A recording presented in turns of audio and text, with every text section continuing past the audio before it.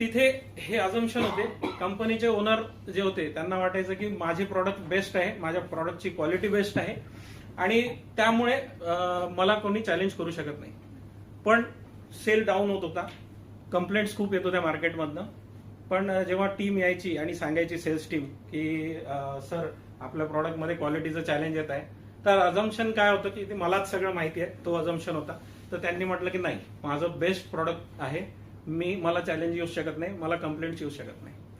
पण मग तिथे जेव्हा आम्ही इन झालो ऍज अ कन्सल्टंट, तर आम्ही जे टीम सोबत बसून प्रॉब्लेम समजून घेतले आणि त्यानंतर ओनरला ह्या गोष्टीसाठी कन्व्हिन्स केलं की तुम्ही तुमच्या सेल्स टीमचे जे काही चॅलेंजेस त्यांना फील्डवर येत आहे, कारण तुमची सेल्स टीम ही फील्डवर असते कायम, त्यांना जास्त माहिती असतं की मार्केटची कनेक्ट असल्यामुळे काय डेफिनेटली प्रॉब्लेम येतोय.